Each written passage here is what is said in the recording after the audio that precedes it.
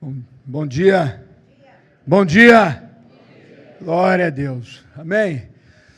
Antes de começar, eu quero agradecer aqui a Deus, né? Fui ali agora no banheiro, e aí eu vi o seu Walter Pim. Nós só temos a agradecer a Deus, viu? Você não dá susto em nós mais não, tá? Para com isso. Quem não sabe, nós viu no grupo aí, quem está no grupo geral, viu nós orando pelo seu Walter Pim. Eu sei que o Senhor tem uma obra na vida do Senhor, e eu sei que assustou toda a família e também a nós, mas é bom demais ver o Senhor aqui. Deus abençoe, fortaleça, revitalize cada dia mais a vida do Senhor. Viu? O senhor é importante, viu? O Senhor movimentou a igreja esses dias aí, viu? Tá? Conte sempre conosco e saiba que essa igreja e esse povo amam o Senhor. A dona Clarinda, vocês são muito importantes, viu? Obrigado. Nós agradecemos a Deus pela vida do Senhor, pelo livramento que o Senhor deu, e que o Senhor continue a realizar a obra dele na vida do Senhor, na sua casa, na sua família. Amém, senhor Walter? Depois eu te dou um abraço no final. Irmãos, só reforçando aqui, nós temos aí o nosso encontro nacional. Meu irmão, se você não fez a inscrição, faça, ainda dá tempo de dividir, vai ser menos vezes, mas dá tempo de dividir, né? Se você tem um pouco, se você tem uma condição, vai lá e paga à vista. Até que dia falou aqui, Ana Ruth? Até dia 6, 650. Depois do dia 6, aí já é R$700, é o último lote. Então não fique de fora. Nós temos desde o começo do ano aí, né? Vocês têm visto aí os almoços são para realmente a gente conseguir bancar o ônibus já está. O bazar que vai ter agora também para ajudar a pagar o ônibus está sendo pago aí desde o começo do ano, né? Foram divididos aí, então não fique de fora. Eu não sei se eu vou. Não, você não tem que saber, você vai. Não, você vai. É igual o Roger fez a abertura aqui hoje. Nós programamos para tudo, nós programamos para comprar uma geladeira, nós programamos para comprar uma televisão, nós programamos para comprar um carro, nós programamos para comprar uma casa. Nós programamos para viajar, programação de 1 ano, 2 anos, tem gente que programa 2 anos para viajar, mas nós somos incapazes de programar para irmos a um encontro, para fazermos realmente um tempo, separar um tempo para receber do Senhor. Isso é prioridade. Então, as nossas prioridades, e eu quero deixar isso para nós, e também sobre a escola de ministério. A escola de ministério é para toda a igreja, né? Não é, eu não sou líder. Você é líder, meu irmão, você conduz a sua casa. Você está lá conduzindo a sua casa, ajudando, você é líder. Então, nós queremos toda a igreja presente, né? Nós estamos fazendo convite aí para a Imperatriz, estamos fazendo convite para Paraopebas, para ver se eles querem descer, né? E vir participar conosco. É o mesmo modo que nós tivemos em Brasília no final de semana, né? O Berg e a Cláudia tiveram conosco lá, e foi um tempo maravilhoso, palavras maravilhosas que nos ajudaram e nos fortaleceram nesses dias, né? A cristologia, né? A cristologia cruciforme, né? Cristo como centro de todas as coisas e a cruz como centro da nossa vida, né? A cruz para nós não é só um símbolo que nós carregamos no peito, ou temos uma tatuagem, ou temos uma blusa. A cruz significa vida, significa que alguém morreu por nós, para que nós tenhamos vida. Amém? Amém? Vocês estão muito apáticos, muito devagar. Deixa eu dizer algo para vocês, ainda antes de começar. Algo que Deus tem me incomodado. Eu tenho conversado isso já com algumas pessoas, conversei com o pastor Ricardo isso em Brasília. Tem uma passagem no livro de Êxodo, que o povo está saindo do Egito, não é o nosso texto de hoje, mas eles estão saindo do Egito, e aí nós conhecemos essa história, né? Vai chegando perto do mar ali, o exército egípcio atrás, e eles começam o quê? A reclamar, a murmurar. E versículo... deixa eu ver aqui, no capítulo 14, no versículo 15, O Senhor diz assim a Moisés: por que você está clamando a mim? Diga ao povo que marche. Outra passagem que fala um pouco sobre isso, Elias, veio lá, lutou contra os profetas de Baal, destruiu os profetas de Baal, 450 profetas de Baal, depois começou a ter medo, e a Bíblia fala que ele, por ter medo da sua própria vida, ele fugiu e se escondeu. E foi para a caverna, e nós conhecemos, a maioria de nós conhecemos a história. Está lá em 1 Reis 19. Por que eu estou falando isso? Irmãos, porque a Bruna até ministrou aqui, todos nós passamos por dificuldade. Se tem algum irmão que não está passando dificuldade, meu irmão, curta, aproveite o momento de paz. Eu sempre falo lá em casa, quando está muito calmo, quando a água está muito parada, é perigoso dar até a Aedes aegypti.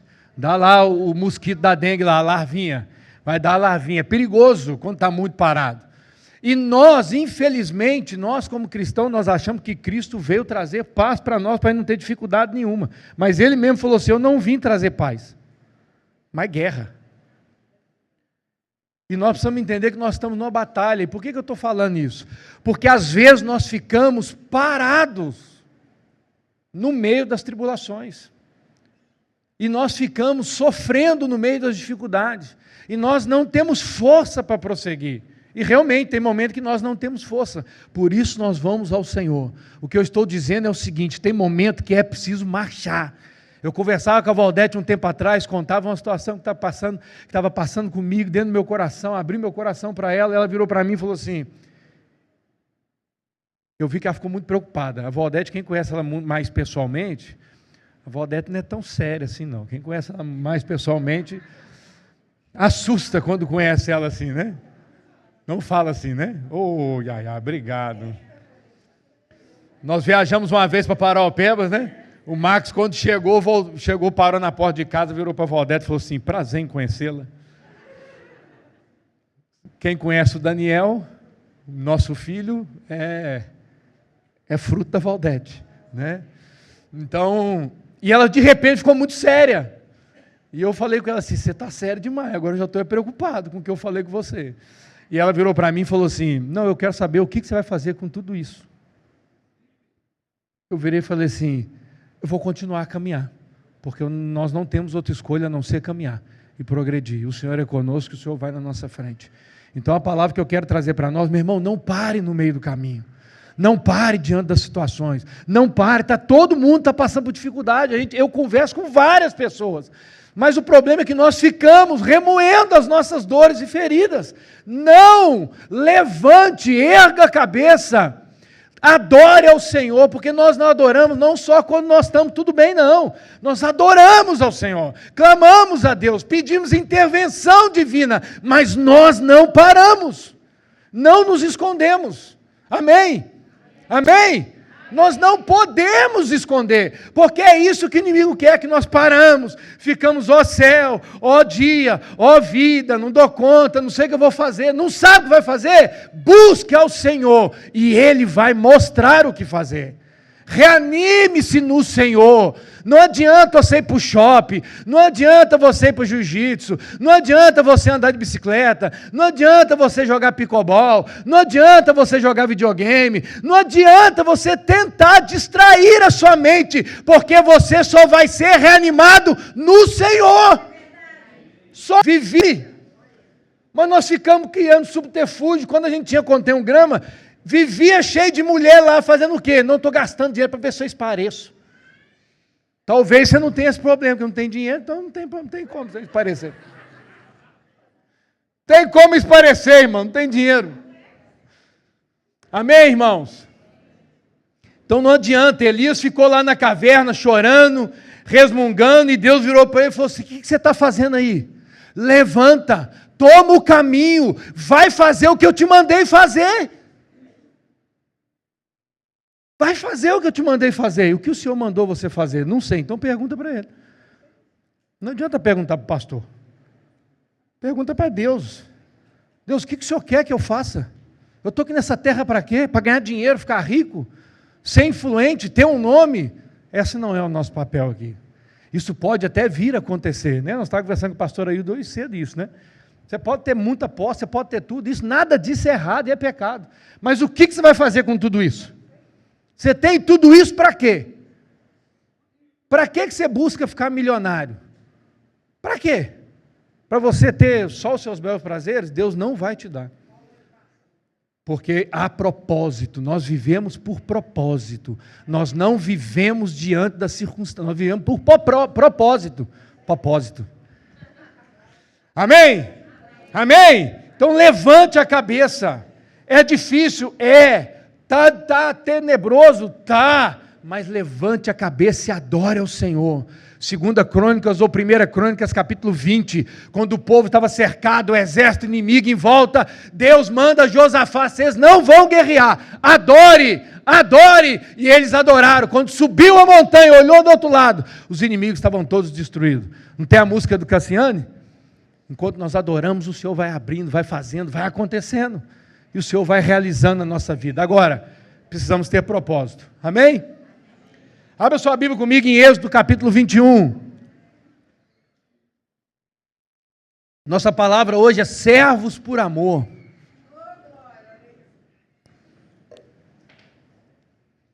Que nós sejamos servos por amor. Glória a Jesus. E eu já estou atrasado. Êxodo 21, diz o seguinte, capítulo 21, versículo 1. São estes os estatutos que você apresentará aos filhos de Israel. Se você comprar um escravo hebreu, ele trabalhará para você durante 6 anos.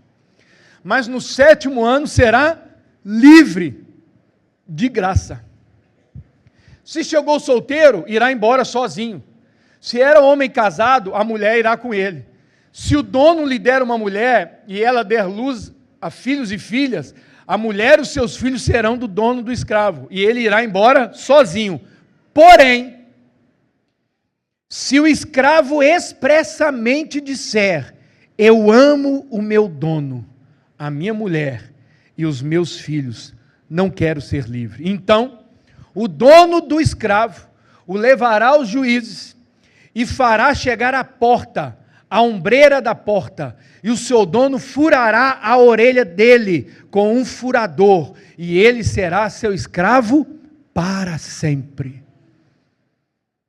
Essa levará a porta aqui, não é a porta da casa não, porque nas cidades eram muradas, né? E a porta era onde o povo se reunia para decidir as situações da cidade, né? Os concílios, né? A eclesia fora da porta, chamado para fora. A eclesia era a reunião que acontecia mesmo, na porta da cidade.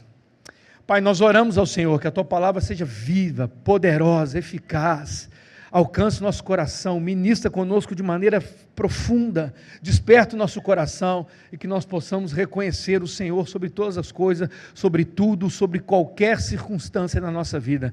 Nós Te adoramos, que nós possamos decidir nessa manhã, servir ao Senhor com amor, de devoção, com toda a nossa vida, em nome de Jesus. Amém. Amém. Esse texto, ele fala demais comigo, né? E eu lembrava dele essa semana, enquanto eu buscava de Deus algo, o que o Senhor quer falar conosco? E Deus falava muito comigo sobre o servo da orelha furada, né? Sobre essa passagem em si. A lei fala que o servo da orelha furada trabalharia 6 anos, e que no último ano ele sairia livre. Mas se ele decidisse permanecer, ele falaria, não, eu amo. E tem uma passagem em Reis, agora Deuteronômio 15, se eu não me engano, que vai falar a mesma passagem. Só que lá vai virar e falar assim, você me fizeste bem, e por isso eu vou servir a você. E aqui diz que ele decide ficar único e exclusivamente, porque ele amava o seu Senhor. Ah, mas ele ficou porque a mulher, os filhos estavam lá, por isso que ele ficou. Mas a Bíblia diz em Deuteronômio 15, se eu não me engano, que ele vai falar justamente sobre isso, porque me fizestes bem. Então significa que o patrão, o servo, para nós, isso para nós na atual conjuntura, graças a Deus, nós ainda vemos, infelizmente, algumas coisas análogas. 15, 11. Obrigado, Lucas. Deuteronômio 15, 11. Nós ainda vemos muita coisa análoga à escravidão, mas nós, graças a Deus, rompemos esse período da nossa vida, né? Não só no Brasil, mas em todo o mundo. Você tem ainda algum resquício dessa escravidão, mas quando a gente lê na Bíblia, a gente assusta. Mas por que aqui, igual nós estávamos falando na casa da pastora Hilda, essa semana na cela, na casa dela? Muitas das vezes, essas pessoas vinham, acontecia muito em Minas Gerais, o cara não tinha onde morar, não tinha o que fazer, ele ia trabalhar numa fazenda, trabalhava na fazenda para ter direito a comida e casa. E ali trabalhava e virava quase que da família. Você vai ver aqui em Gênesis, em Abraão, antes de Abraão ter o seu filho, a Bíblia fala do Damasceno Eliezer. Eu até brinco e falo, rapaz, se Abraão não tivesse Isaac, pela lei, o servo mais velho seria o descendente direto de Abraão. Rapaz, por pouco eu não fui descendente direto de Abraão. Por pouquinho. Mas eu fui descendente por adoção depois. Né? Entretanto, caso o servo quisesse, ele poderia, por amor, permanecer. E como nós sempre temos ensinando aqui, quando nós lemos a Bíblia, principalmente o Antigo Testamento, eu preciso fazer isso com os olhos fixos em Jesus. O Antigo Testamento, ele é a sombra daquilo que viria a acontecer. Se eu ler o Velho Testamento somente como uma história, eu vou ficar perdido. Mas se eu ler o Velho Testamento olhando para Cristo, porque o Antigo Testamento, ele é a sombra daquilo que viria a acontecer. Abraão subiu ao Monte Moriá para sacrificar o seu filho. Foi o que Deus fez por nós, entregou o seu filho em sacrifício. Então é tudo uma tipologia, tudo um símbolo. Então a lei é a sombra daquilo que viria a acontecer. Hebreus capítulo 10, versículo 11 vai nos dizer o seguinte: ora, visto que a lei tem sombra de bens vindouro, não a imagem real das coisas, jamais pode tomar perfeitos ofertantes, com os mesmos sacrifícios que ano após ano, perpetuamente eles oferecem. Ele está dizendo aqui para nós, em Hebreus 10, 11, olha, a lei era a sombra do que viria no vindouro, porque a sombra, ela não é a imagem real das coisas, a sombra, ela é diferente da imagem real que a projeta. Assim também as ordenanças da antiga aliança. Por que nós não comemoramos festa da antiga aliança? Porque ela tipifica, ela aponta, ela mostra o que Jesus veio fazer. Por que nós não mais fazemos ofertas de animais no altar? Apesar que teve uma igreja aqui no Brasil que decidiu fazer um altar na igreja para sacrificar, né? Voltar, né? Jesus foi lá, quebrou tudo, eles decidiram fazer de novo. Mas tudo bem, daí cada um cuida de si, né? Já tem alguns anos já, o povo inventa, né? Jesus vem, quebra tudo, eles falam, não, Jesus não está certo não, vamos fazer de novo aqui. As ordenanças da antiga aliança, elas são práticas literais na antiga aliança. Só que quando nós vemos, elas tinham características semelhantes àquilo que Deus queria fazer, aquilo que Deus queria revelar a nós, aquilo que Deus queria nos revelar na nova aliança. Então eu tenho que olhar o Velho Testamento olhando para Cristo, porque se eu for ver o Velho Testamento, seguir de forma literal, você vai ter que virar um judeu, para você seguir a risca. E tinha um pastor conhecido meu que fala que lá no sábado eles não podem, né? O Shabá. O que eles fazem? Ele morou lá durante um tempo. Eles não podem atender telefone, não podem fazer alguma coisa. Eles não podem atender. Mas se por acaso o telefone cair, né? Caiu o telefone, igual o telefone de hoje, né? Não tem mais, né? De você coloca lá. Se ele cair, aí você poderia pegar e atender, mas você não atendeu. Então o que eles faziam? Eles passavam perto assim, derrubavam sério. Ele falou, cansou de ver eles fazendo isso. Não, eu não descumpri a lei. Por quê? A lei, ela veio para justamente como um aio, como diz o apóstolo Paulo. Ela veio para nos conduzir a Cristo. O aio era aquela pessoa que pegava a criança desde pequenininha, ensinando ela até ela tomar caminho. E a lei servia única e exclusivamente para isso. Então, um exemplo disso é a circuncisão, que deixou de ser de forma literal. E o apóstolo Paulo falou, a circuncisão, antigamente era feito, né, tirando o prepúcio lá, do órgão lá genital masculino. Hoje, a verdadeira circuncisão é aquela que é feita no coração. Então ele pega algo que era literal, e agora mostra e aplica um princípio. Outra situação que nós vemos, a serpente que Moisés levantou no deserto. Moisés levanta uma serpente para combater um mal que existia ali. Só que aquilo mais tarde mandam destruir a serpente. Por quê? Porque o povo começou a adorar a serpente. E aí, em João, capítulo 3, versículo 14, ele faz menção a isso, que quando o Filho do Homem for levantado da terra, ele atrairia todos a ele. Ou seja, ele pegou algo que era literal lá e aplicou um princípio eterno. Quantos estão me entendendo? Porque se você não entender isso, não vai entender o resto da palavra. Por isso, ao meditarmos nessa passagem de Êxodo 21, eu quero que tenhamos em mente a obra de Cristo, o que Cristo fez por nós. Não fiquem se confundindo, mas meu Deus, escravidão, por que Deus permitiu a escravidão? Por que aconteceu isso? Não, meu irmão, foque naquilo que é principal, naquilo que é primordial, os valores, os princípios do reino. Note algo interessante. A passagem de Êxodo 21 diz que o escravo expressamente disse: eu amo meu senhor, a minha mulher e os meus filhos, não quero sair livre. Essa passagem deveria ter, assim que ele tomasse essa decisão, ele deveria ter a sua orelha furada. Não significa dizer que hoje você precisa furar a sua orelha para você falar que é marcado por Cristo. Porque você pode até furar a sua orelha, mas se a marca não estiver no coração, de nada adianta. Eu vou fazer uma tatuagem para falar que eu amo a Jesus. Não, ama Jesus no seu coração. Se você quiser fazer a tatuagem, tudo bem, mas deixa eu te falar. Não é isso aqui que vai dizer que você ama Jesus, mas é a postura do seu coração. Amém? Infelizmente, muitos de nós, cristãos, não entendemos e não enxergamos a verdade do senhorio de Jesus sobre as nossas vidas. E até mesmo nós que a enxergamos, precisamos crescer no nível de entendimento desse relacionamento com o Senhor. Ao mesmo tempo que Ele é um Pai Celestial, que Ele é o nosso Pai Celestial, que Ele nos acolhe, que Ele nos perdoa, que Ele nos livra, que Ele está pronto a tomar-nos pela mão. Nós somos seus filhos amados e herdeiros, mas também Deus é Senhor sobre nossa vida e nós somos seus servos.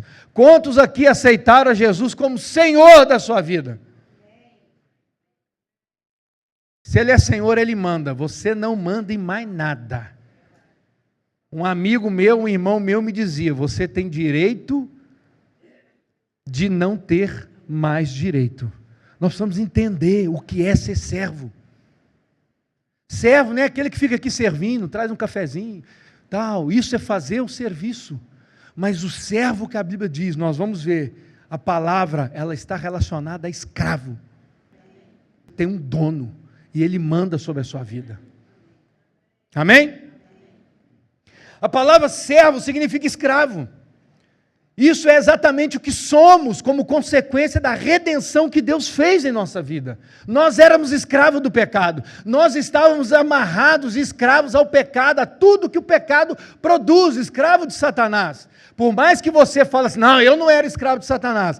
Nós só temos dois senhores. Ou Deus reina sobre a nossa vida, ou o pecado reina sobre nós. Não tem outro caminho. Eu vou ficar no meio caminho. Não, não tem meio caminho. Você precisa escolher, eu preciso escolher. A Bíblia me fala sobre isso. Em um dos nossos alvos de oração, que está lá no fundo, nós temos um que sempre me chama muita atenção, é o item 3. Entendimento e aceitação do senhorio de Cristo, para uma completa rendição de tudo. De tudo. Suas finanças, suas emoções, sua casa, seus filhos, seu carro, seus bens, tudo, seu trabalho, tudo rendido a Ele. Quantos estão comigo? Para nós entendermos o senhorio de Deus em nossa vida, bem como a nossa condição de servos e escravos, é preciso estabelecermos ante um fundamento claro do que a Bíblia ensina sobre redenção. Para muitos de nós cristãos, a palavra redenção significa perdão de pecados, salvação. O que é redenção para você? Não, eu fui perdoado. O Senhor pagou os meus pecados, eu fui perdoado, estou salvo. Mas o significado vai muito além disso. A palavra redenção, ela significa resgate, remissão. Ela significa readquirir uma propriedade que foi perdida. No Antigo Testamento nós temos algumas histórias que demonstram o real sentido de redenção, como foi o caso de Noemi. Noemi sai de Belém, vai para uma terra com seu marido e seus filhos. Lá seus filhos se casam com mulheres moabitas, sem ser mulheres pertencentes à tribo deles, à terra deles, à nação deles. O marido de Noemi falece, os filhos de Noemi falecem, e ela decide voltar para Belém. E Ruth volta junto com ela. Ela libera as noras, mas Ruth decide: onde você for, eu irei contigo. Quem for o seu Deus, ele será o meu Deus. Por onde você estiver, eu estarei. E ela decide voltar. E para não passar fome com Noemi, Ruth, por ser mais nova, decide ir ao campo, pegar as espigas. Se você subir aqui, for em Buritirana, depois da colheita, você consegue voltar com caminhonete cheia de espiga de milho, porque cai no chão e eles não pegam, só pegam aquelas que são colhidas, e muitos dos fazendeiros deixam no chão, para que as pessoas venham buscar. Cansei de ver isso lá em cima com meu pai. É bíblico, mas também existe fazendeiros que não permitem com que as pessoas entrem, e perdem, e apodrecem no meio da terra. E aqui Noemi vai apanhar as espigas de milho na terra de Boaz, que era um parente do marido de Noemi. Quando Boaz vê, sabe quem é Ruth, que ela é nora de Noemi. Naquela época, Ruth e de Noemi seria pior. Não tinha marido, não tinha homem. Naquela época, elas estavam fadadas ao fracasso, a ficar na beira no limiar da sociedade. Porém, Boaz decide comprar e resgatar todas as terras que era do marido. E Boaz toma Ruth como esposa, casa com ela e restaura a vida não só de Ruth, mas de Noemi também. Foi o que Jesus fez por nós. Isso é redenção. Eu não merecia, você não merecia, nenhum de nós aqui merecia, mas Ele nos readquiriu novamente para Ele. Isso é redenção. Você e eu éramos escravos do pecado, escravos de Satanás. Você e eu só fazíamos o que dava na cabeça, vontade da carne fluindo. Eu falei para algumas pessoas aqui esse último mês, por que já me perguntaram, eu tenho repetido isso para muitas pessoas, já me perguntaram alguns anos atrás, por que você não trai a Valdete? Por que você nunca traiu a Valdete? Não é por causa da Valdete, simples e puramente, é porque eu tenho uma aliança com Deus. E se eu tenho uma aliança com Deus, firmada com Deus, essa aliança ela vai passar. Eu vou permanecer firme com a minha aliança com a Valdete. Eu vou permanecer firme com a minha aliança com os meus filhos, com os meus pais, com os meus irmãos, com os meus amigos. Agora, se essa aliança com Deus se rompe, se quebra, tudo para baixo desmorona. Porque o que sustenta todas as coisas é a minha relação com o Senhor e Salvador da minha vida. É isso que sustenta a minha vida. Não é o seu dinheiro, não é a sua faculdade, nem a minha faculdade, nem a minha graduação. O que sustenta a nossa vida de pé é o sacrifício e a redenção que Jesus fez por mim e por você. Amém? Quantos estão me entendendo? Por meio do pagamento, ele comprava de volta o que se perdera. Então a pessoa que era escravizada deixava de pertencer a quem ele antes pertencia e agora pertence ao seu novo Senhor e dono. Foi exatamente o que Jesus fez por nós. Nos comprou para Deus através da sua morte na cruz. Apocalipse 5:9. Porque foste morto e que o teu sangue compraste para Deus os que procedem de toda tribo, língua, povo, nação, palestino, judeu, árabe, hindu, muçulmano, terrorista, Deus comprou todos com seu precioso sangue e estendeu a salvação para todos, porque no Éden, Adão e Eva se perdem. Adão come do fruto, ali entra o pecado na vida dele, e através de Adão, nós temos isso em Coríntios falando, Adão, o primeiro homem, e o último homem, Cristo. Em Adão o pecado entra, em Cristo o pecado é cessado. Em Adão a humanidade se torna escrava dos seus próprios desejos e pecado. Em Cristo Ele nos liberta e nos faz seus servos e escravos. Nós não pertencemos a nós.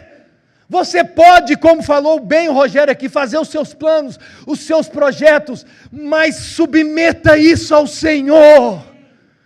E pergunta ao dono da sua vida, se Ele está contigo nesse negócio. Quantos estão comigo?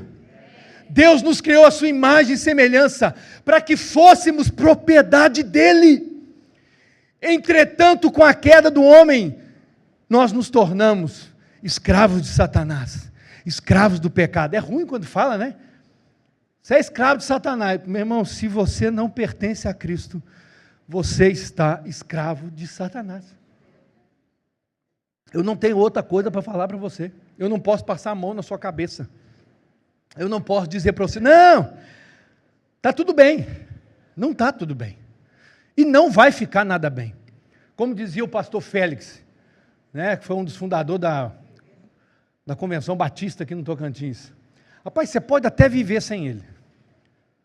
Vai ser difícil, cabuloso, a vida vai ser terrível, mas aqui, não morra sem ele não, porque se tu morrer sem ele, você está lascado, você está perdido, né? Porque muitas vezes nós ficamos, não, eu sou novo demais, eu vou curtir a minha vida, não, eu sou velho demais, eu tenho muita coisa para fazer. O texto que o Pedro e a Samira leram aqui, que é vaidade também, quando eu não tenho filho, não tenho nada e dedico toda a minha vida ao trabalho. Tudo isso é vaidade você não ter nada, é vaidade você ter tudo, é vaidade você, não quero ter filho, porque filho, e nós estamos nessa geração, né? Ninguém quer ter filho, mas quer ter cachorro, mas quer ter gato, porque gato e cachorro, eu tenho cachorro, tá? Eu só não tenho gato porque a Valdete não quer, ela tem alergia, mas a gente bota ele lá do lado de fora. Eu tenho meu cachorro lá em casa, minha cadelinha, eu tenho, só que muitas vezes nós transferimos, as pessoas não querem ter filho, mas querem ter animal. Por quê? O filho, se eu quiser viajar, eu tenho que levar ele. Não, mas não, o cachorro, se você não quiser levar ele na viagem, você deixa ele num hotelzinho. Se você vai viajar, quer viajar só você, o que você faz? Você pede um vizinho para cuidar dele. O filho, não tem como você pedir o vizinho para cuidar dele. O filho não tem como você falar, seu pastor aí, eu estou indo viajar, Danielzinho, pequenininho, você cuida dele aí, depois nós resolvemos como é que nós vamos fazer. Leva uma comidinha para ele lá, para o Daniel e para a Ana Ruth lá. A gente fala brincando, mas é o que nós estamos vendo. A Bíblia fala que nós, antes de nos rendermos a Cristo, estávamos mortos em nossos pecados e delitos, mas Cristo nos deu vida. Efésios 2, capítulo 2, versículo 1, olha só o que ele diz. Ele lhes deu vida, quando vocês estavam mortos em suas transgressões e pecados, nos quais vocês andaram no outro tempo, segundo o curso deste mundo. Meu irmão, se você quer andar segundo o curso desse mundo, você está lascado, porque esse mundo jaz do maligno. Esse mundo, o pensamento, o fundamento do mundo, do sistema, é contrário ao reino de Cristo. É tudo o contrário. Segundo o curso desse mundo, segundo o príncipe da potestade do ar, do espírito que agora atua nos filhos da obediência. Entre eles também, nós todos andamos, filho da desado. Você andou debaixo do governo do filho da desobediência e do espírito que opera nesse reino. Eu e você andávamos. E podemos ainda estar andando.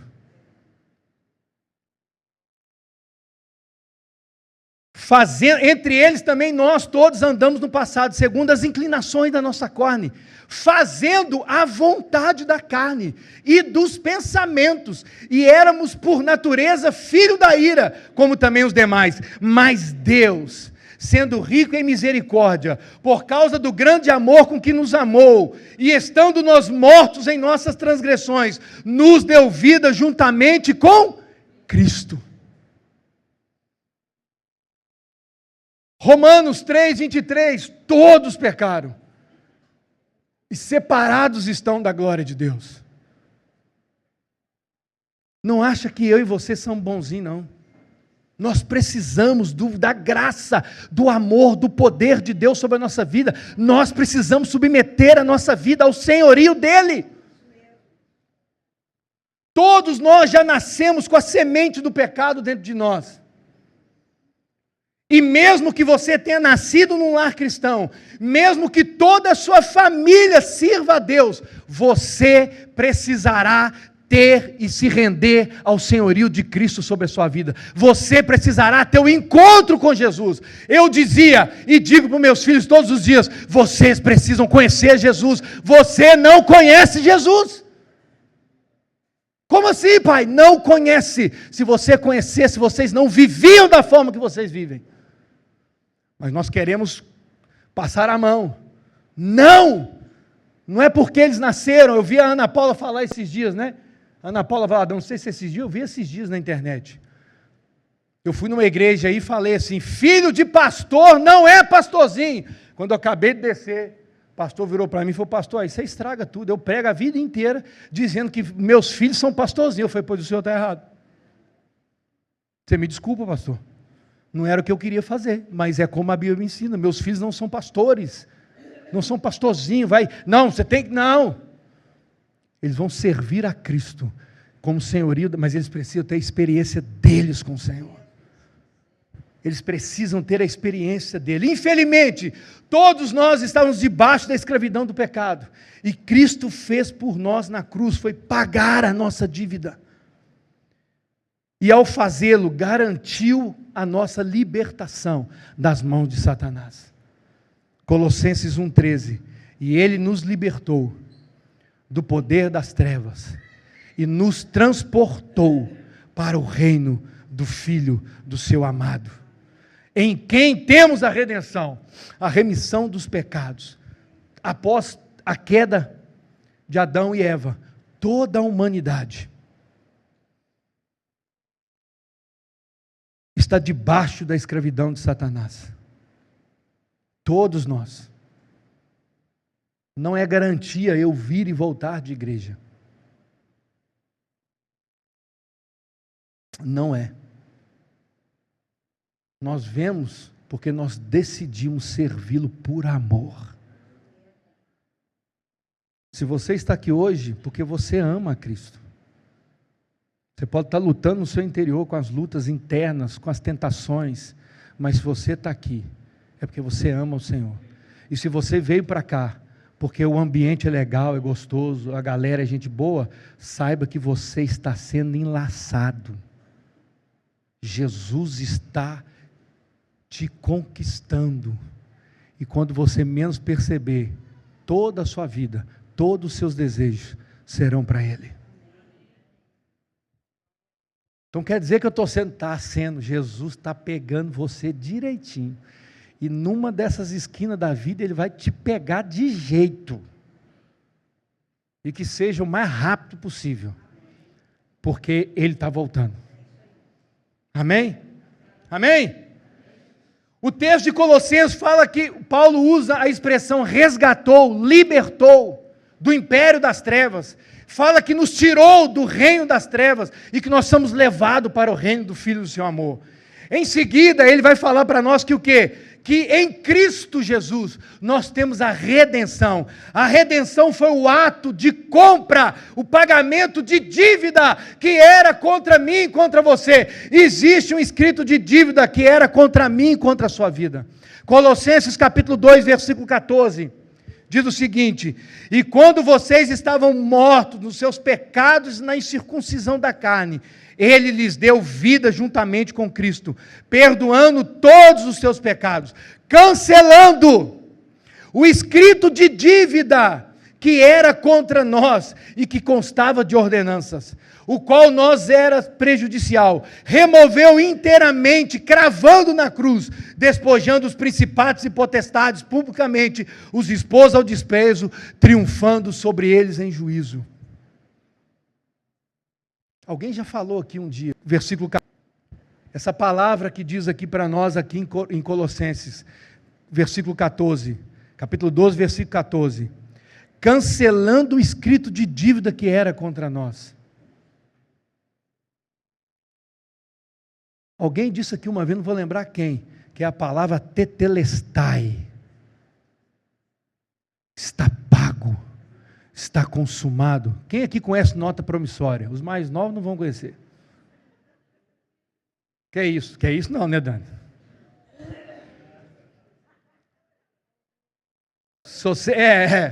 A nota promissória, você fazia a dívida com a pessoa, anotava ali os seus dados, até hoje ainda existe.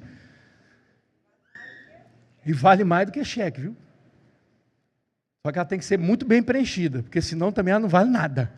Ela é assim, é muito cheia de coisinha. E quando você firmava aquele compromisso com a pessoa, depois quando você pagava ativo, você ia lá e recolhia a nota promissória, e rasgava a nota promissória. Existia um escrito de dívida contra mim e contra você. Ao Jesus morrer na cruz do Calvário, Ele desceu ao inferno, tomou da mão de Satanás a dívida que existia contra mim e contra você, rasgou, e por isso Ele disse na cruz do Calvário: está consumado, eu paguei, vocês não devem mais nada. Por isso o apóstolo Paulo vai dizer em Romanos capítulo 8, nenhuma condenação há para aqueles que estão em Cristo Jesus, porque já foi pago. Cristo pagou por nós. Cristo salvou a nossa vida. Cristo restaurou o nosso coração. E quando nós lemos essa passagem, ela nos diz que despojar, o texto que nós lemos fala que Jesus despojou os principados e potestades, em Colossenses 2. Essa palavra despojar significa privar de posse, expoliar, desapossar. Mas o que é que Jesus tirou dos príncipes malignos? O que foi que Jesus desapossou da mão deles? O que foi que Jesus privou eles?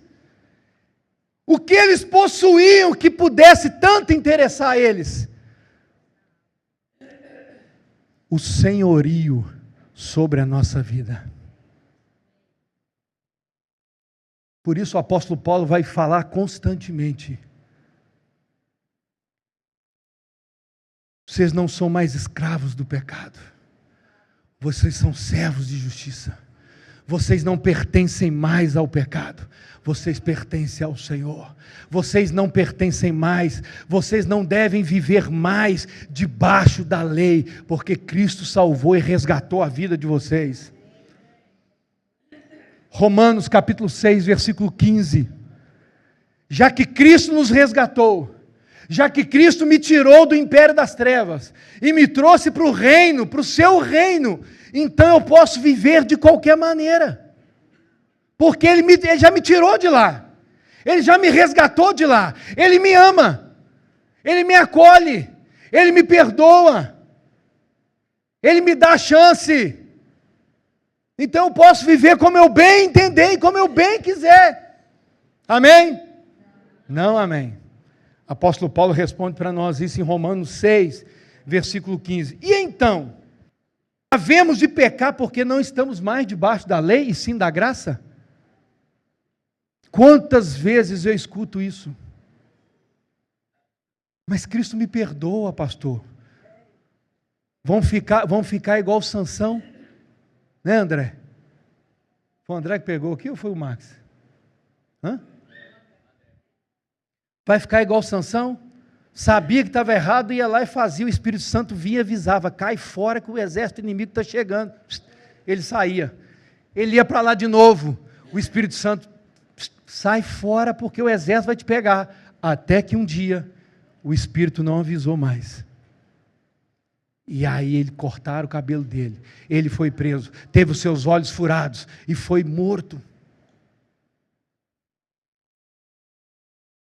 Nós ficamos na beira, brincando. E as consequências são terríveis. Hoje, vindo para cá hoje cedo, nós pegamos 2 acidentes. Um no semáforo e o outro que eu não sei nem como ele sofreu acidente. Lá em frente ao fórum, não sei. Mas depois de vindo do show do Henrique e Juliano, lá em casa o show estava até 8 horas da manhã. Os postes hoje entraram tudo na frente dos carros. Que aqui em Palmas não é o carro que bate nos postes, é os postes que atravessam na frente dos carros. Você pode atravessar o sinal vermelho? Pode. Pode. Você pode andar 180 km por hora nessa Teotônio? Pode. Você pode atravessar todos os sinais vermelhos daqui até o aeroporto? Pode. Faz o que você quiser, meu irmão. Você não quer viver da forma que você quer viver? Atropela. Só que arque com as consequências. Você pode vir, um carro te pegar, você pode atropelar alguém, você pode matar uma pessoa. A multa é o de menos. Porque a multa é pecúnia, você tira do bolso e paga. O problema é quando você tira a vida de alguém, ou quando a sua vida é tirada. Nós não podemos brincar. De modo nenhum, continuando, Romanos 6, será que vocês não sabem que ao que se oferecem como servos para a obediência, vocês são servos daquele a quem obedecem? A quem que eu tenho obedecido? A quem que nós temos obedecido? A quem que o Luiz Marques tem obedecido? A quem eu obedeço, a esse eu sou servo dele.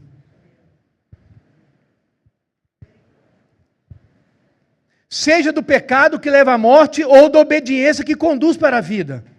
Mas graças a Deus, que tendo sido escravos do pecado, vocês vieram a obedecer de coração a forma de doutrina que foram entregues. E de uma vez libertados do pecado, foram feitos servos da justiça. Falo em termos humanos, por causa das limitações de vocês. Assim, presta atenção agora, assim como oferecer os seus membros para que fosse escravo da impureza e da maldade, que leva à maldade, assim ofereçam agora os seus membros para que sejam servos da justiça para a santificação. Você passou madrugadas a fio, se entregando à bebida, à droga, a sexo desenfreado, a roubo, a furto, a tantas coisas erradas. Pois agora decida entregar todo o seu corpo e o seu membro como escravo de Cristo Jesus. Você passou madrugadas a fio, pulando, virando cambalhota e gritando, curtindo algum evento, algum show, pois agora é hora de você fazer tudo isso para a glória de Deus. Tudo isso para a glória do Senhor. Com a força que eu usava no passado, eu uso o dobro para a glória de Deus agora. Não há nada que nos impeça, amém, irmãos? Então, de escravos do pecado para servos da justiça. E voltando para o nosso texto,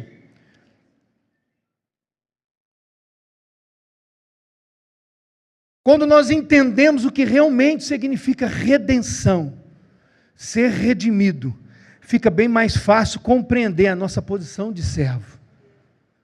Nós achamos que Cristo, eu vejo alguns cristãos falar comigo, eu encontrei com uma pessoa semana passada, e a pessoa falava comigo assim, nossa, não vejo a hora de Jesus voltar, eu não aguento mais essa vida, deixa eu te dizer, te dar uma notícia. A volta de Jesus não é um escapismo, que vai nos livrar, nossa, estou doido para Jesus voltar. Então é preferível você pedir para Ele te levar logo, antes que chegue o grande e terrível dia do Senhor. Porque nós fomos ensinados durante muitos anos, que o arrebatamento da igreja aconteceria, e é como eu acredito.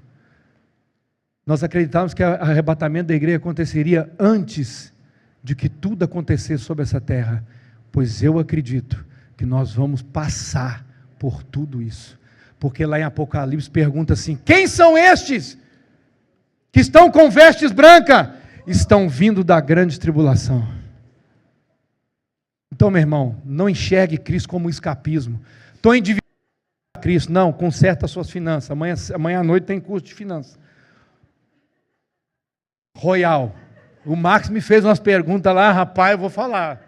Vocês que estão fazendo o curso de Royal aí, curso de finanças, ele me fez umas perguntas lá que eu falei: não, moço, larga esse trem de mão, que eu já descobri que as minhas finanças, o Senhor está longe de ser Senhor da vida dela. O servo da orelha furada era conhecido na sociedade dos seus dias como alguém que era escravo por decisão própria. Onde quer que ele fosse, aquela orelha furada atrairia a atenção dos outros.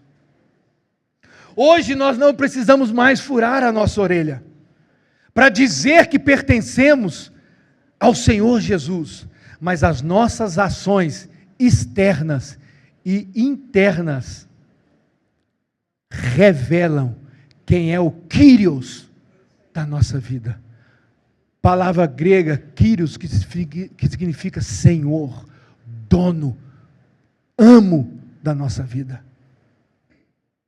Por que as nossas ações internas? Porque a boca fala do que está cheio o coração. Me botaram num grupo de amigos de infância, lá de Minas Gerais. Vou mandar um textinho para eles, falei assim: impossível permanecer nesse grupo, porque os caras não pensam em outra coisa, gente.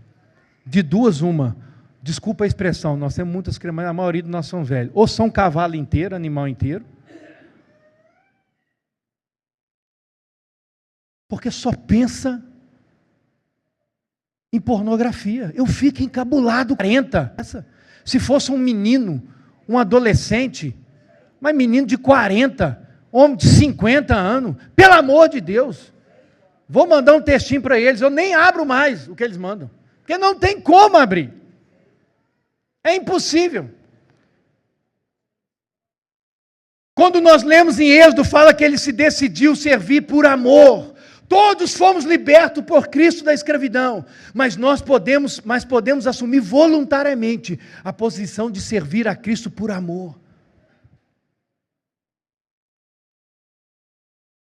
Embora o Senhor Jesus tenha direito sobre nós, embora Jesus tenha direito sobre mim, sobre você, por ter nos comprado, por conta da redenção, Ele não impõe o seu senhorio sobre as nossas vidas.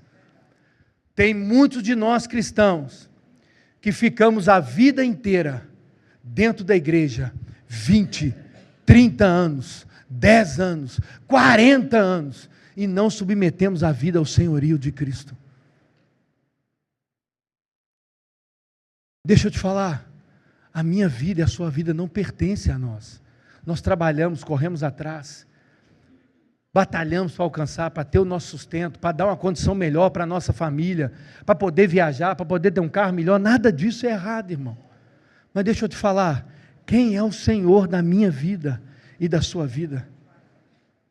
Se Jesus virasse para mim, para a Valdete hoje, e falasse comigo com a Valdete assim: vocês vão sair de Palmas, e vocês vão lá para os cafundecos do Judas, lá para onde Judas perdeu a bota, será que eu e a Valdete iríamos? Será? Sinceramente, não. Eu ficaria relutando, porque eu tenho buscado não só entender, mas aceitar o senhorio de Cristo sobre a minha vida. Quanto está comigo? Nós precisamos aceitar o senhorio, reconhecer, aprender, entender e aceitar esse senhorio sobre nós. Ele manda sobre nós. E deixa eu te falar,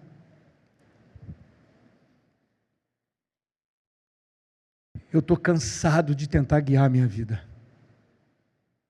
Tem sido as minhas orações nos últimos, eu estou cansado, Senhor, de tentar conduzir a minha vida. Toma tudo, toma as rédeas, conduz, me ajuda. Assim como o servo hebreu podia escolher permanecer com seu mestre após o período obrigatório, nós temos a escolha de nos tornarmos servos voluntários. E isso envolve reconhecer que nós fomos comprados por um preço, entender que pertencemos a Deus, submeter a nossa vontade à vontade de Deus em todas as áreas da nossa vida, e servir a Deus por amor e não por obrigação. O servo da orelha furada, quando decidia pela escravidão vitalícia, como um ato de amor, levava ele a fazer duas coisas. Primeiro, renunciar à sua liberdade. Mas eu sou livre, eu quero fazer o que eu quero fazer. Jovens, eu já fui jovem, já não sou mais. Tem muita gente da minha idade que ainda quer ser. Não, nós não somos mais jovens, meu filho. Já passamos dos 200. Já passou dos 30, já não é mais jovem. Já passou dos 30. Passou dos 30, já não é mais jovem. Passou dos 40, acabou. Ancião de dias. Jovens, adolescentes, jovens, a liberdade que o mundo dá, que o mundo promete dar, não é verdadeira liberdade, porque liberdade é quando eu posso fazer algo sem precisar parecer alguém para ser aceito. Quando eu faço algo para ser aceito, eu sou escravo do pecado que está reinando sobre a minha vida. Mas quando eu sou livre e entendo essa liberdade, eu reconheço essa identidade. Quem nunca viu, dos meninos mais novos aí, vai ver o testemunho do filho da Ana Paula Valadão, que está no podcast, se eu não me engano, com Douglas Gonçalves, falando sobre como ele mudou de 13 escolas nos Estados Unidos, porque ele fazia tudo para ser aceito num grupinho, porque faltava para ele identidade.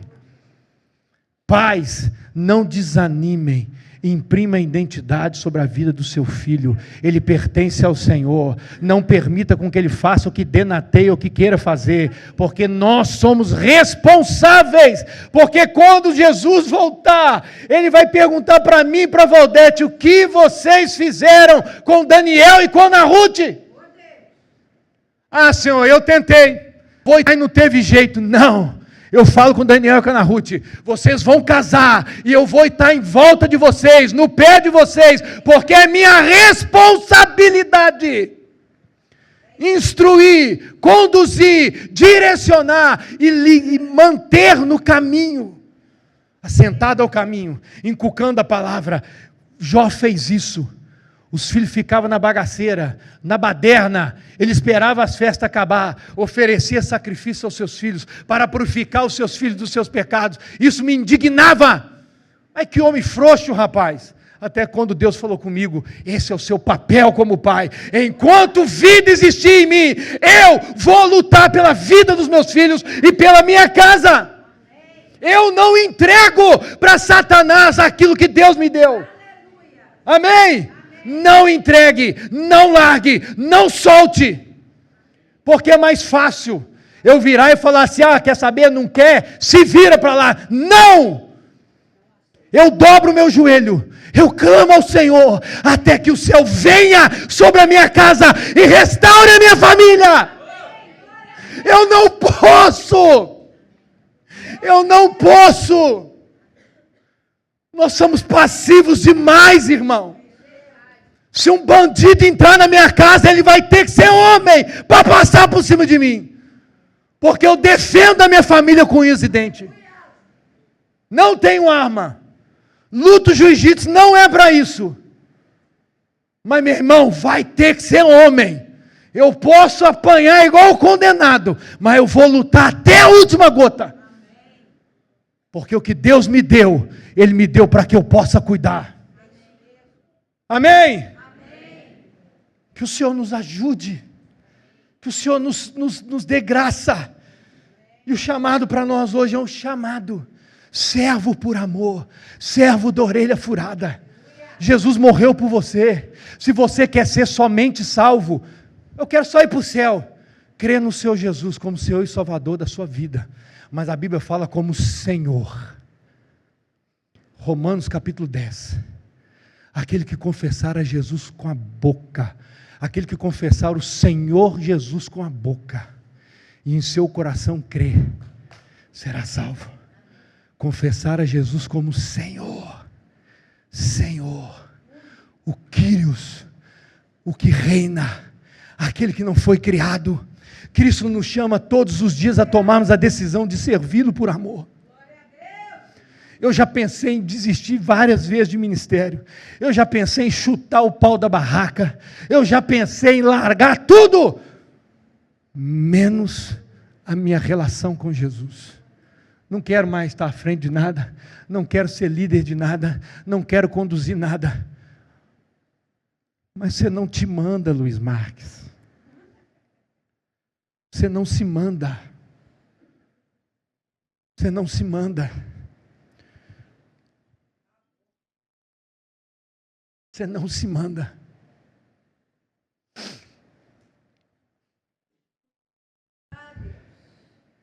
Assim como foi com Josué, que desafiou o povo de Israel a escolher a quem servirem. Josué capítulo 24. Olha, eu não sei vocês podem servir o Deus que vocês quiserem, mas eu e minha casa serviremos ao Senhor.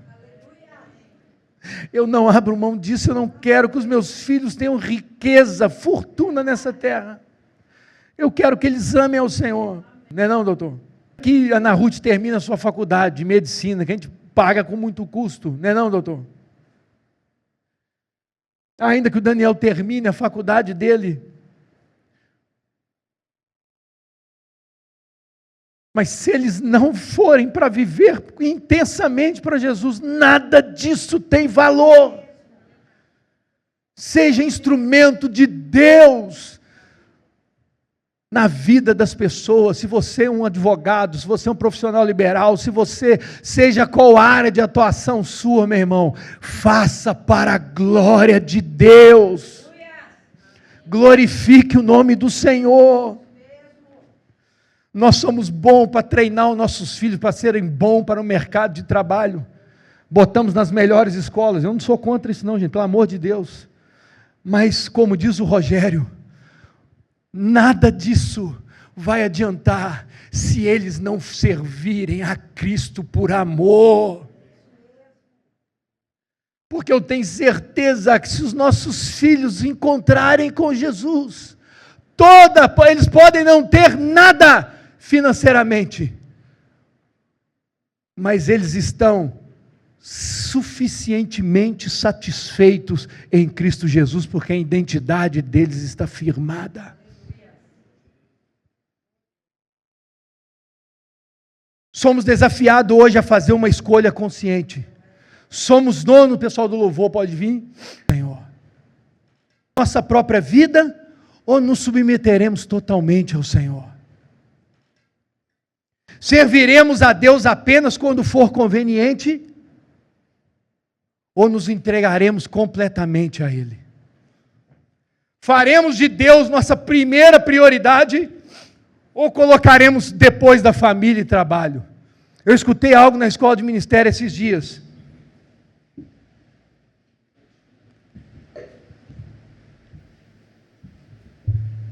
Muitos de nós cristãos, nós adequamos a nossa vida da igreja com os espaços que sobram na nossa agenda, quando na verdade a nossa agenda, ela deveria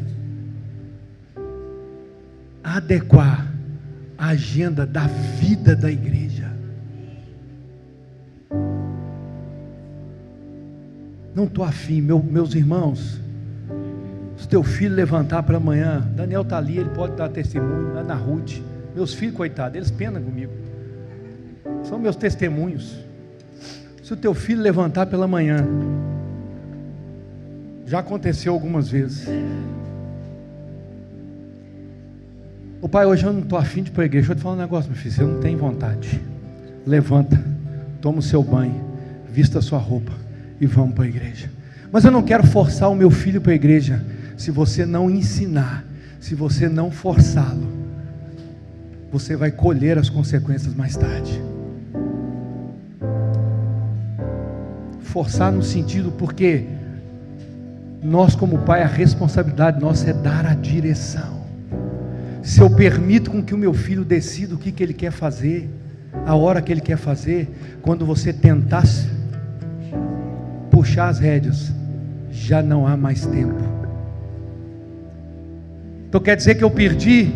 Não, você ainda pode recorrer, mas vai ser mais difícil. Por muitas vezes eu disse não aos meus filhos, com o coração doído, porque eu acho, será que eu estou fazendo certo, Senhor? Será que eu estou impedindo eles de fazerem determinadas coisas, Senhor? Será que eu estou certo? Era um conflito para mim e para Valdete, continua sendo até hoje. Mas um dia na Ruth me disse dentro do carro, nós estávamos conversando, eu e a Valdete, sobre os filhos de vocês, os problemas que vocês passam para nós. E talvez vocês olhem para nós, nossos filhos já estão maiores, e acham que a gente não tem problema. Os problemas mudam. Vai chegar um que vai querer namorar com a Ana Ruth, e aí, como é que eu vou arrumar?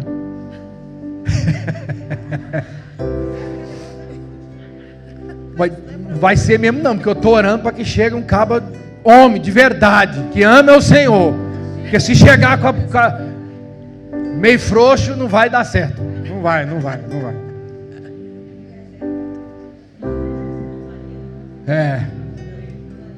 Né? Quando Daniel chegou para falar comigo novamente, né? Agora sobre a Débora, eu disse para ele assim: eu não tenho nada a dizer a você. Não foi, meu filho? Não sei o que te dizer. Meu medo é que ele tomasse uma atitude errada novamente. E eu acho que eu fiquei umas 2 semanas sem dizer nada para ele. Até que um dia eu liguei para ele e perguntei: me conta como é que é essa história.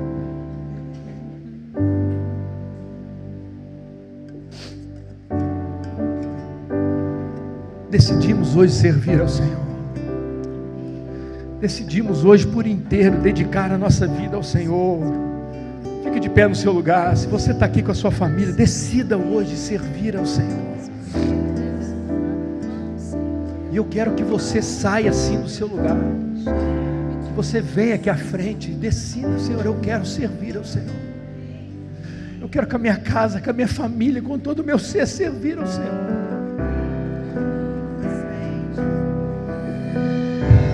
Sai do seu lugar, vem aqui à frente, vem aqui à frente. Nós precisamos, eu preciso disso. Vontade que tenha de largar o microfone e ficar aqui à frente. Se você quer servir ao Senhor por inteiro, por completo, de maneira integral, e nós confundimos durante muitos anos que maneira integral é você largar de trabalhar, não, integral, eu estou aqui, eu vou te servir com tudo que eu sou e tenho. O louvor vai estar ministrando e você sai do seu lugar, vem aqui à frente. Nós podemos romper com esse medo que nós temos. Eu quero vir à frente todas as vezes que alguém faz chamado, porque eu quero que alguém ore por mim.